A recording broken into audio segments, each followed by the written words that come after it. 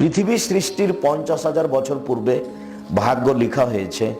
মায়ের পেটে যেদিন 4 মাস সেটাকে পুনরায় লেখা হয়েছে।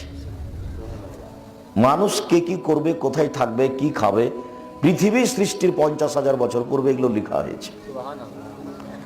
সেটাকেই মায়ের পেটে 4 মাস তখন পুনরায় বাস্তবায়ন করা হয়েছে। যা আমরা পৃথিবীতে এসে ভালো মন্দ ভোগ করছি, 19-20 করার কারো কোনো ক্ষমতা নেই।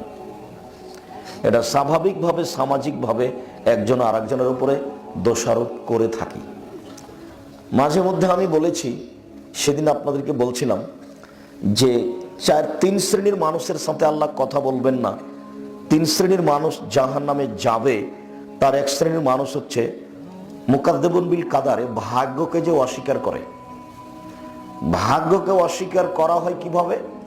যে আপনার ছেলে আর আমার ছেলে ঢাকা থেকে আসছিল, সিরাজগঞ্জে আপনার ছেলেটা গাড়ি থেকে নেমে গেছে, আরেকটা গাড়িতে উঠেছে, ওই গাড়িটার সামনে অ্যাক্সিডেন্ট হয়ে গেছে, আপনার ছেলের হাত ভেঙে গেছে।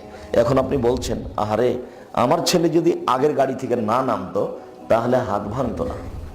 এটা হলো ভাগ্যকে অস্বীকার করা। ঘটনা ঘটবে, এটা লেখা আছে তার তাকদিরে, তাই ও গাড়ি থেকে নেমেছে। আপনাকে এই দিকে আসতে হতো না যে গাড়ি থেকে নেমে এটাতে উঠেছে সেই জন্য ভেঙে গেছে। এখন আপনাকে বলতে হবে যেটা ঘটেছে তাকদির, চলো ছেলেকে নিয়ে তাড়াতাড়ি মেডিকেলে যাই, তার কি চিকিৎসা হবে এই পদক্ষেপ গ্রহণ করি। এদিকে না গিয়ে এদিকে এসেছে। যেমন রাসূল সাল্লাল্লাহু আলাইহি সাল্লাম বলেছেন, তোমরা 3টা ব্যাপারে বদদুয়া করো না। এক, নিজেদের ব্যাপারে বদদুয়া করো না, যে সব ঝামেলার মধ্যে বেঁচে থাকার চেয়ে না থাকাই ভালো। লা তাদু আলা আনফুসিকুম, বুখারী মুসলিমের হাদিস।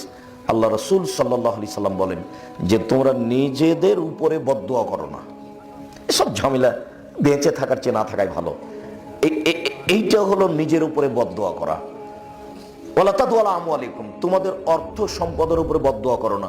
এই টাকা পয়সার এই ঝামেলা, মামলা, মোকদ্দমা, জমি জায়গা এসবগুলো না থাকাই ভালো। অর্থ সম্পদের উপরে তোমরা বদদুয়া করো না। 3, ওয়ালা তাদু আলা আওলাদিকুম, তোমাদের ছেলেদের মেয়েদের উপরে বদদুয়া করো না। ছেলেদের মেয়েদের উপরে বদদুয়া, বাপ মায়ের বদদুয়া একেবারে বিদ্যুৎ কারেন্টের মতো লেগে যাবে, খুব সাবধান। এখন ছেলে বাপকে মেরেছে, তো এখন বাপে বলছে তোকে ত্যায্য পুত্র করলাম, তোকে ত্যায্য পুত্র করলাম, তোকে ত্যায্য পুত্র করলাম। শতবার যদি বাপ বলে যে তোকে ত্যায্য পুত্র করলাম, তো এই কথার কোনোই দাম নাই। বাপ মরলেই ছেলে জমি ভাগ করে নেবে, মানে এই ত্যায্য পুত্র বাক্যের কোনো দাম নাই। ছেলে যখন বাপকে মেরেছে তখন বাপের উচিত ছিল তাড়াহুড়া করে সুন্দর করে ওযু করে ঘরে ঢুকে সময়ের উপরে 2 রাকাত সালাত আদায় করে কিবলার দিকে মুখ করে হাত উঠিয়ে প্রার্থনা